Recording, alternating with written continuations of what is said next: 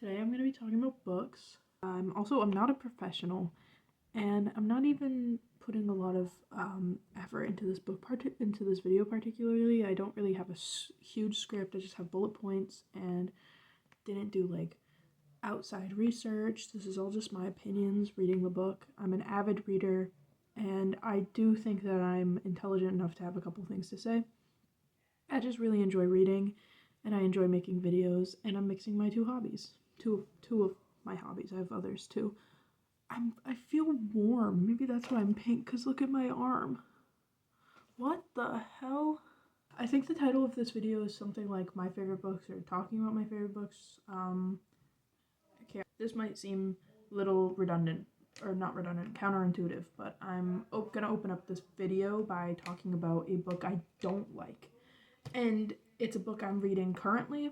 I'm really not that far into it, but it is Diary of an Oxygen Thief, published by an anonymous author. So it reads like it's a real confessional. It isn't nonfiction though, it is a fiction book.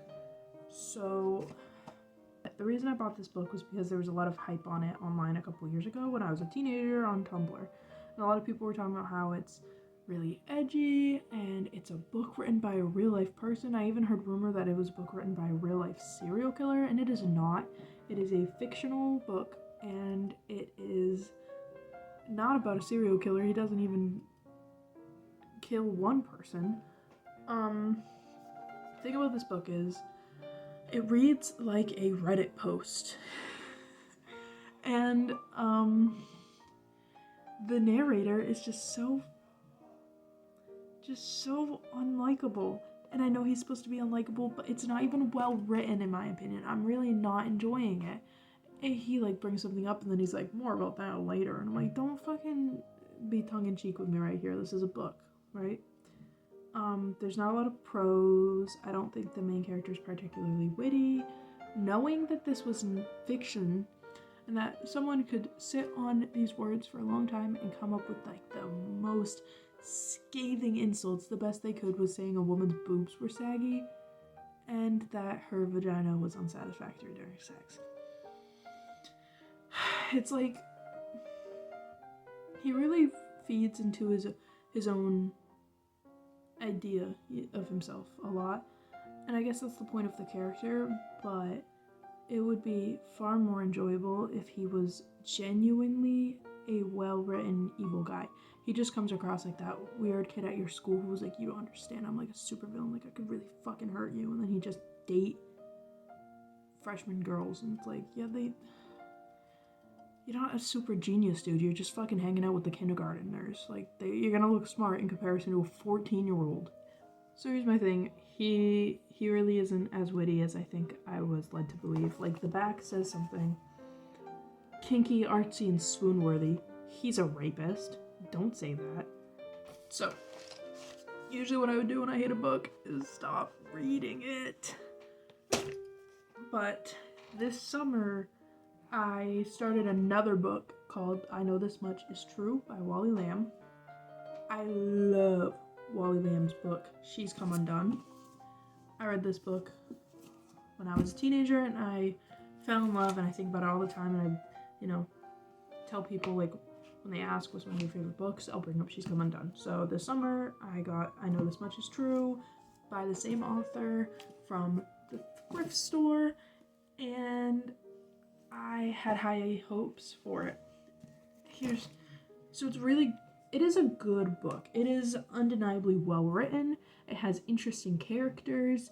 The storyline is really interesting. It's about these two twin brothers. They're identical twin brothers. One of them is schizophrenic and the other one is not. And it's about their complicated relationship, surviving an abusive childhood together, surviving adulthood, and trauma and illness and hospitals and all those things. The brother the perspective it's told from, the narrator character, is the one without schizophrenia. I can't remember their names. The brothers' names are Thomas and Dominic, and Thomas has schizophrenia and Dominic does not. So Dominic. First of all, I have a cousin named Dominic, and I found Dominic very unlikable, and it made it hard for me to read the book. And within the span of less than a year, putting down 2 books because I disliked the main character, the narrator, like I just thought they were fucking annoying and not that smart and not nice to women. I wanted to challenge myself to finish this book.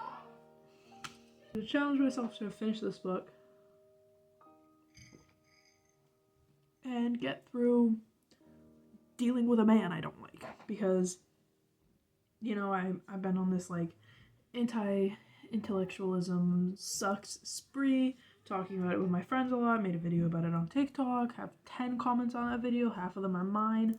So I wanted to just, a part of that was that people don't want to challenge themselves, they don't want to be uncomfortable, they don't want to deal with perspectives they don't relate to, or people that they don't like, or people that they're not similar to. And I was like, am I doing that? Is that me? I don't think so, truthfully, because I read diverse literature. This is not diverse literature. These are sexist white men. They rule the world. It's the only perspective any of us have ever learned. We have our own perspective and we have theirs, and one of those perspectives is treated as God and the other one isn't. So, anyways, reading a book I dislike made me really crave the books that I do like, and made me really, really sad that I wasn't reading them. And I started thinking about all the books I do like, and this is the list of it, and I'm going to talk about them with you. So, I'm going to talk about the most recent book I read and finished, and that was We've Always Lived in the Castle by Shirley Jackson.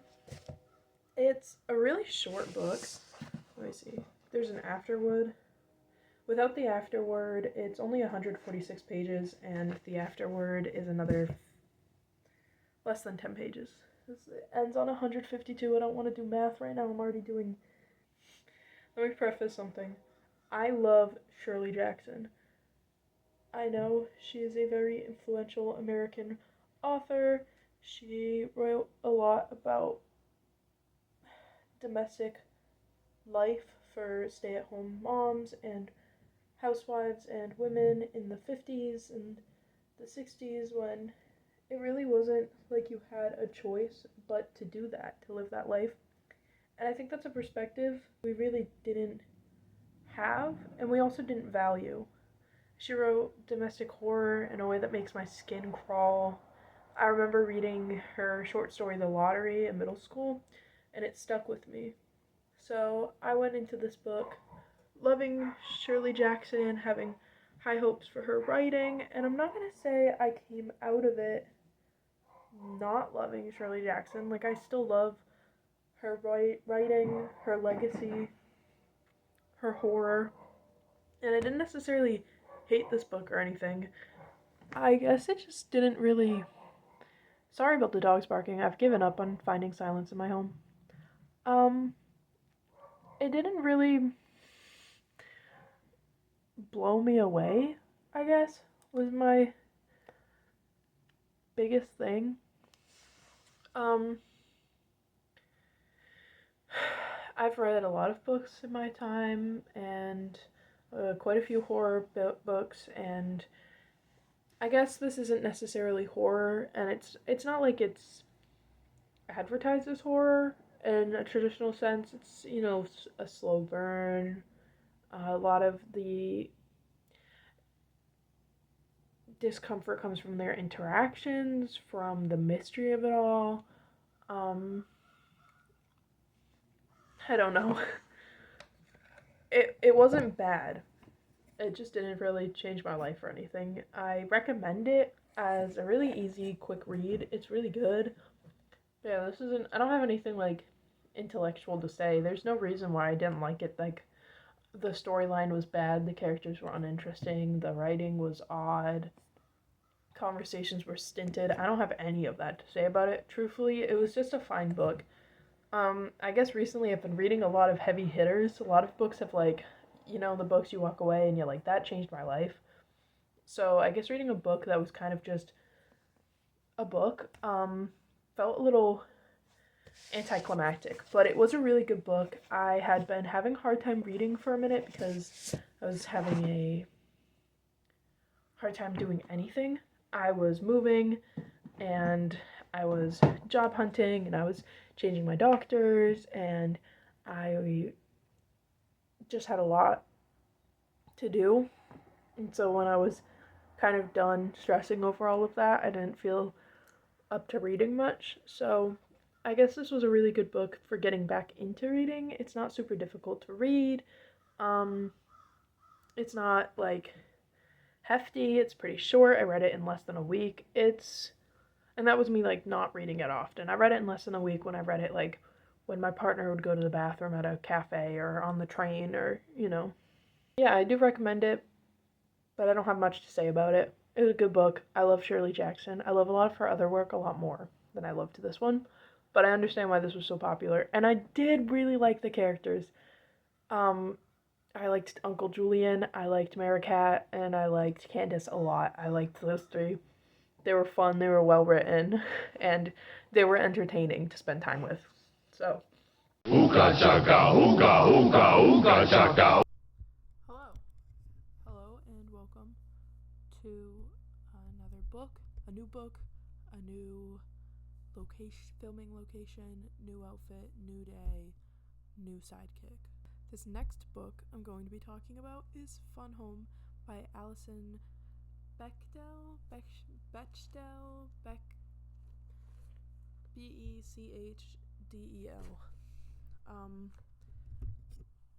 And yeah, I do also just want to preface that it is raining out. A lot of wind, it's very loud. I'm just gonna, it's ambiance. So yeah, Fun Home is a tragicomedy. So it's a tragicomedy. It's also different from the other books I talked about so far, and I'm going to be talking about because it's actually a graphic novel. I'm going to talk about the art. So I found this book really engaging. I found it really enjoyable to read, and I think a really big part of that was the artwork. It's fun, it's endearing. I think it's very expressive, and I think obviously because the author is telling her own story and then drawing her own pictures, the art goes really well with the storyline. It like fits. This book is actually a memoir. So it's her own personal art as well as her own personal story, and I found that really endearing and engaging, and it made me feel like this was a really intimate story and this was an intimate thing to look at. It was almost like flipping through someone's diary, someone's sketchbook. And so the voice of this novel, I think this is the funniest thing I own. I own very many things, but I do think this is the funniest one. And I would just really... Let's break this down. His name is Freddie. There is an identical one named Eddie that my best friend has. When me and my best friend first met, this was at Walgreens, and I wanted it so bad, and I never had enough money to get it because I was like 16, 17, had like, $2 in my pocket. Me and my best friend, Aiden, split the cost on one.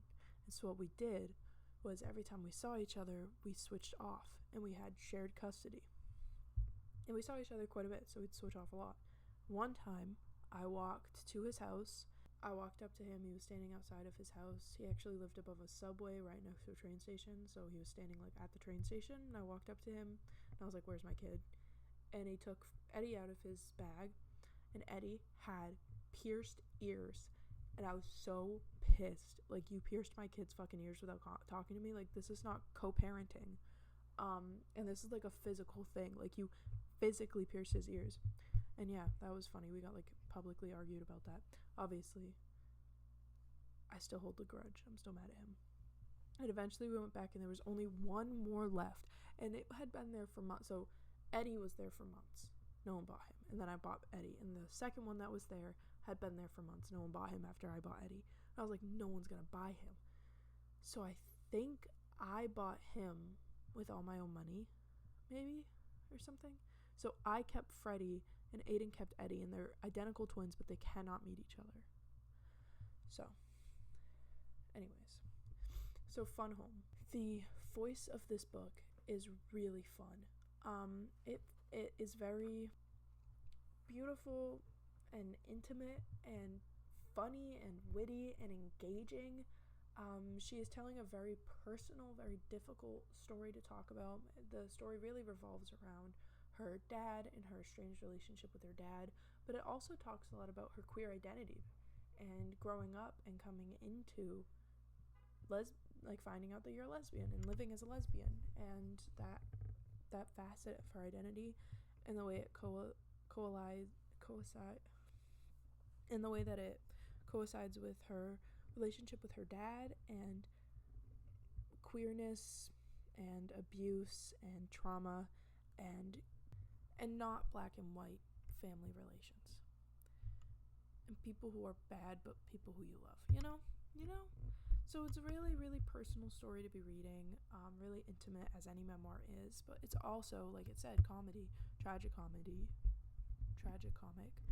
It's also just really funny, and it almost has that voice of like you're with a friend who you know really well and you're really comfortable with, and they're telling you a story about their childhood, and it's really fucked up, like it's a traumatic story, but they don't feel like they need to put on that air of seriousness around you because you know them, and they can laugh about something that really, really isn't funny because it's so absurd it almost is funny, and you have to laugh about it so you don't cry. That kind of relationship you have with people, it almost feels like we're let in on one of those conversations, like we're a friend with Alison Bechdel, and like this is just her telling us, and I really enjoyed that about the story. Queer stories need to be told, and the way that this story was told, it just makes it so accessible, and it's like such an easy book to recommend. It's also, because it is a graphic novel, it's an easy book to recommend because it's an easily accessible piece of literature. It's not difficult to read, I would say. It's not difficult to understand and comprehend. It's not like you're reading like a book that needs its own glossary or anything, but it's not like it's dumb. It's not a kid's book. That's like, it does make you think, and it is really beautiful, and the writing is really engaging, and it's really fun, and if you're a normal average human person, you'll like it, and if you don't like it, that means that you're weird. But yeah, because it's a graphic novel, I found it really easy to read, really quick, because there's less words per page than you would think, because a lot of it, big pages, are just pictures. But they're not even confusing pages, Sometimes you think it's gonna be like some graphic novels have like a confusing layout, and this one doesn't. The way that the words and everything are formatted with the images is really intuitive to like read.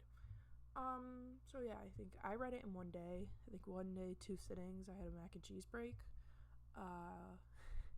But I think, especially if you're looking for something that, you don't really have to invest a lot of time into, like it's not going to take a very long time to read, Fun Home is such a good book for that. And it's not like it's not going to take you a long time to read because it's not dense in what it contains. It's just that it's an accessible book.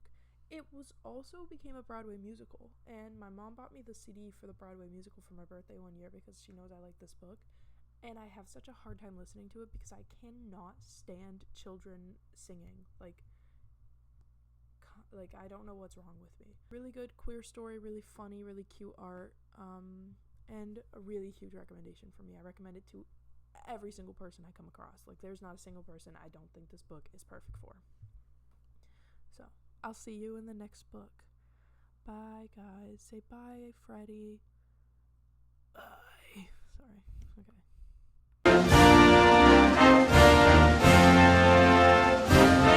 Hello. Welcome to the video you've already been watching. So you know what I'm doing by now. New book. This is actually the last book I'm going to be talking about because this video is getting longer than I expected it to.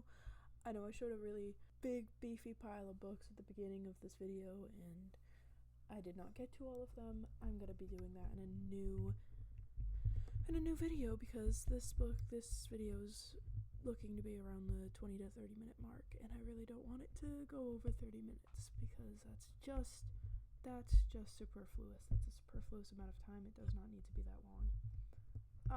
So today's book I'm going to be recommending is a pretty popular book. I don't think I've talked about any book that isn't extraordinarily popular in this video.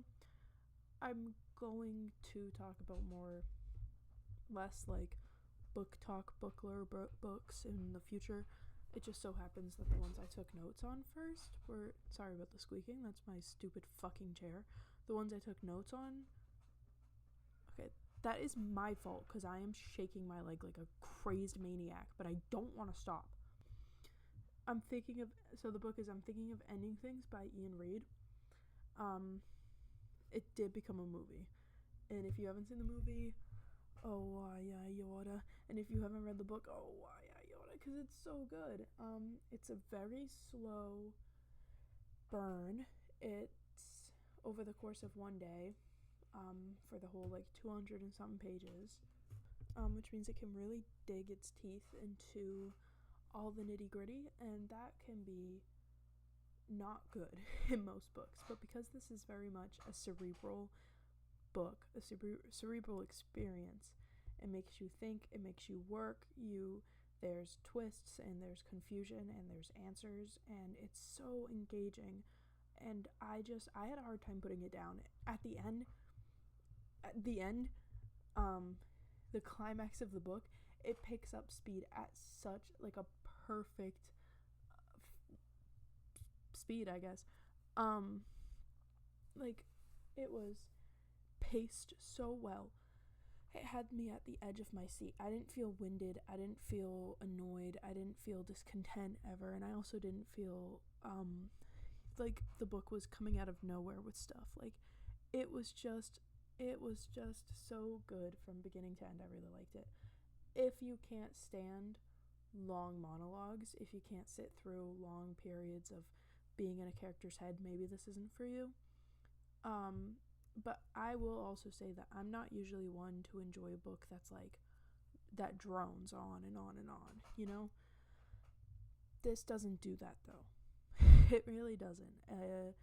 Even though it on paper looks like it might, just because of the format, just because of the plot, because of the plot, because it's taking place in this abstract environment, because it's not completely cut and dry, everything that's happening. And you know that from the very beginning. You open the book and you're immediately thinking something's a little odd about it. I'm going to also say, my fault on this one. I did watch the movie before I read the book. Sue me. I loved the movie, though. I loved the movie. It's actually a really good adaptation. Reading the book after watching the movie, it didn't ruin either experience for me. I really enjoyed both.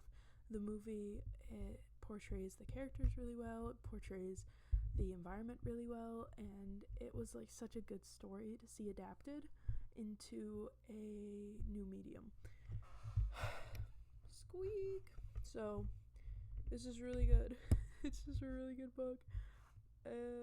Had me on the edge of my seat. It also didn't take me very long to read. It's not huge. Nothing I've recommended today is a big behemoth of a book. So I feel like these are all really good for beginner readers, in the sense of you maybe haven't read since it was assigned reading in high school, or you used to read as a kid and you lost your attention span because of Vine and TikTok.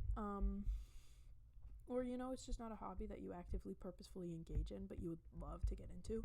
I feel like these are really good books for that, because they're not super long, and they're not slow, and they're not difficult. They don't make you work for a lot. They make you think, but not in wait, what the fuck? That was a confusing sentence. I need a glossary kind of way. They make you think in it's a good piece of literature. It's a good piece of media. Good media makes you think.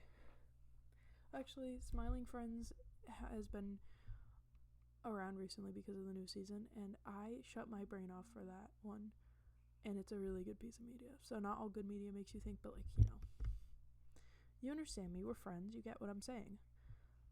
But I really enjoyed this book. I liked it a lot. I took pictures when I was eating and reading this book and posted it to Tumblr and like tagged it currently reading, because I wanted everyone to know I was reading this really cool book that was really good, so everyone would be impressed with me and also know that I make delicious salads.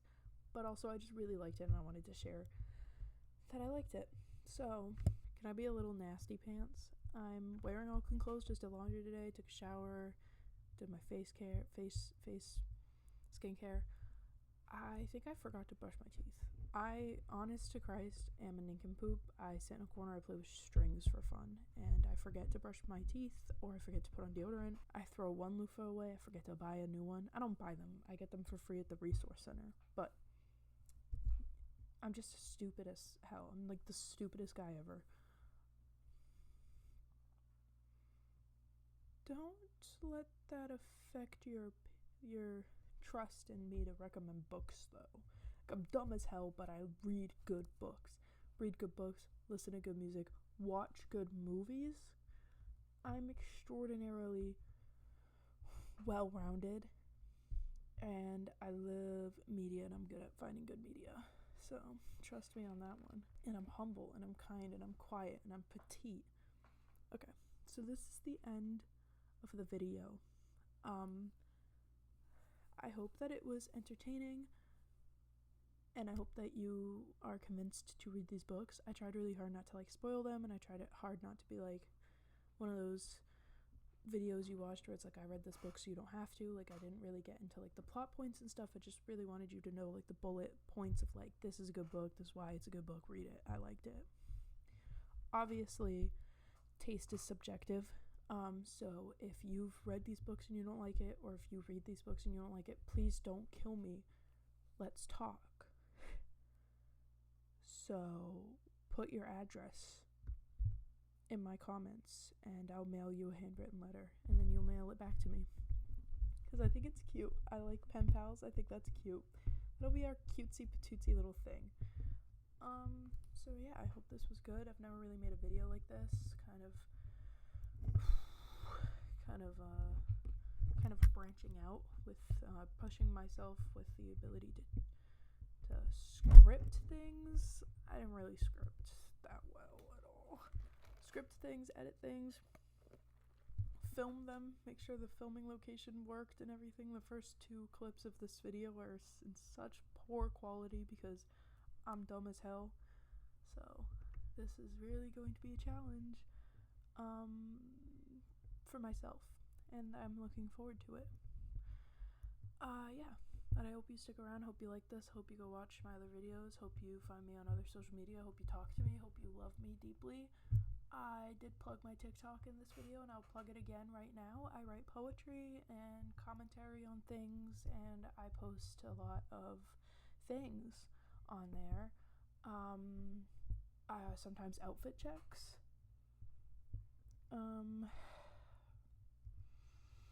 And I also have an art TikTok, and I'll put that up there. I don't post on it as often as I should, but I also don't draw as often as I should, so. But yeah, I hope you guys find me there. I also think I plugged my Tumblr when I mentioned it today. I should do that. Should have done that. Future me, do that. So yeah, find me elsewhere and love me everywhere. And in return, I love you. Make me famous so we can be parasocial about it.